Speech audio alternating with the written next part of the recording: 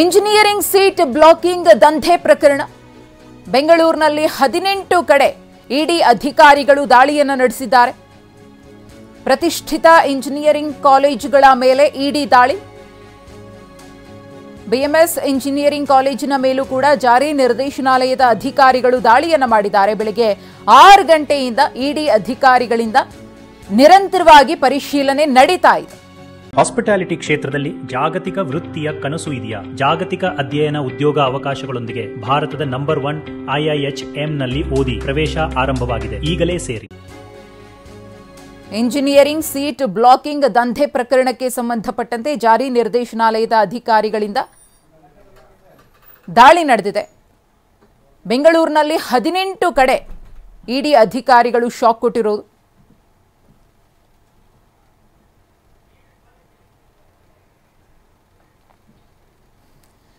ಈ ಕುರಿತು ಮತ್ತಷ್ಟು ಮಾಹಿತಿಯನ್ನು ಕೊಡುವುದಕ್ಕೆ ನಮ್ಮ ಪ್ರತಿನಿಧಿ ಶಿವಪ್ರಸಾದ್ ಇದೀಗ ನೇರ ಸಂಪರ್ಕದಲ್ಲಿದ್ದಾರೆ ಬಿಎಂಎಸ್ ಕಾಲೇಜಿಂದ.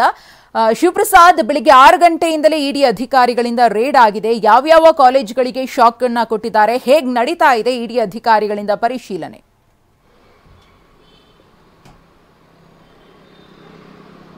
ಮಧುಶ್ರೀ, ನಗರದ 18 ಕಡೆಗಳಲ್ಲಿ ಈಗಾಗಲೇ ದಾಳಿಯನ್ನು ಇಡಿ ಅಧಿಕಾರಿಗಳು ಮುಂದುವರಿಸಿರುವುದು. ಪ್ರಕರಣದ ಹಿನ್ನೆಲೆಯನ್ನು ಗಮನಿಸ್ತಾ ಹೋದರೆ ಬೆಂಗಳೂರಿನ ಪ್ರತಿಷ್ಠಿತ ಕಾಲೇಜುಗಳು ಇಂಜಿನಿಯರಿಂಗ್ ಸೀಟ್ ಬ್ಲಾಕಿಂಗ್ ಪ್ರಕರಣದಲ್ಲಿ ಭಾಗಿಯಾಗಿವೆ ಅಂತೇಳಿ ಗಂಭೀರ ಆರೋಪ ಕೇಳಿಬಂದಿತ್ತು.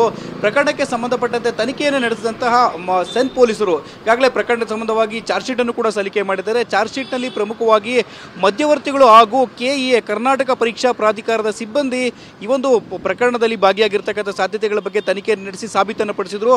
ಆದರೆ ಖಾಸಗಿ ಕಾಲೇಜುಗಳ ಪಾತ್ರದ ಬಗ್ಗೆ ಯಾವುದೇ ರೀತಿಯ ಖಚಿತಪಡಿಸುವಿಕೆ ಅಂಶಗಳನ್ನು ಬಯಲುಗೊಂಡಿರಲಿಲ್ಲ. ಈ ಹಿನ್ನೆಲೆಯಲ್ಲಿ ಈಗಾಗಲೇ ಪ್ರಕರಣಕ್ಕೆ ಸಂಬಂಧಪಟ್ಟಂತೆ ಸೀಟ್ ಬ್ಲಾಕಿಂಗ್ ಪ್ರಕರಣದಲ್ಲಿ ಸುಮಾರು 1 ಸೀಟ್ಗೆ 60 ಲಕ್ಷಕ್ಕೂ ಹೆಚ್ಚು ಹಣವನ್ನು ಪಡೆದು ಮಾರಾಟ ಮಾಡಿರ್ತಕ್ಕಂಥ ದಂಧೆ ಪ್ರಕರಣ ಬೆಳಕಿಗೆ ಬಂದಿತ್ತು. ಇದಕ್ಕೆ ಸಂಬಂಧಪಟ್ಟಂತೆ ಇಡಿ ಅಧಿಕಾರಿಗಳು ತನಿಖೆಯನ್ನು ನಡೆಸಿ ತನಿಖೆಯ ಭಾಗವಾಗಿ ಈಗಾಗಲೇ BMS ಕಾಲೇಜಿನ ಬಳಿಯಲ್ಲಿ ನಾವಿದ್ದೇವೆ. ಈಗಾಗಲೇ ಬೆಳಗ್ಗೆ 6 ಗಂಟೆಗೆ ಇಡಿ ಅಧಿಕಾರಿಗಳು ರೇಡನ್ನು ನಡೆಸಿರ್ತಕ್ಕಂಥದ್ದು. ಇನ್ನೂ ಕೂಡ ಪರಿಶೀಲನೆ ಮುಂದುವರಿಸಿದ್ದಾರೆ.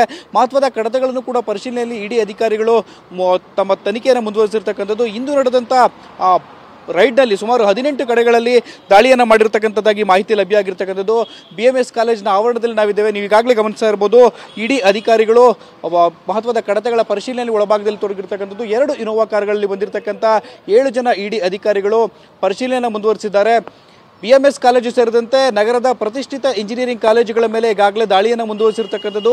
ಈ ಹಿನ್ನೆಲೆಯಲ್ಲಿ ತನಿಖೆಯ ಭಾಗವಾಗಿ 60 ಲಕ್ಷಕ್ಕೂ ಹೆಚ್ಚು ಹಣ 1 ಸೀಟ್ಗೆ ಮಾರಾಟವನ್ನು ಮಾಡ್ತಿದ್ರು ಅಂತ ಹೇಳಿ ಮಹತ್ವದ ಅಂಶ ಬೆಳಕಿಗೆ ಬಂದಿರತಕ್ಕಂಥದ್ದು. ಈ ಹಿನ್ನೆಲೆಯಲ್ಲಿ ಹಣ ವರ್ಗಾವಣೆಯ ಬಗ್ಗೆ ಸೇರಿದಂತೆ ಮಹತ್ವದ ಮಾಹಿತಿಯನ್ನು ಕೂಡ ಕಲೆ ಹಾಕಿರ್ತಕ್ಕಂಥ ಇಡಿ ಅಧಿಕಾರಿಗಳು ತನಿಖೆಯನ್ನು ಮುಂದುವರಿಸಿರ್ತಕ್ಕಂಥದ್ದು. ಮಧುಶ್ರೀ, ಧನ್ಯವಾದ ಶಿವಪ್ರಸಾದ್ ತಮ್ಮ ಮಾಹಿತಿಗಾಗಿ.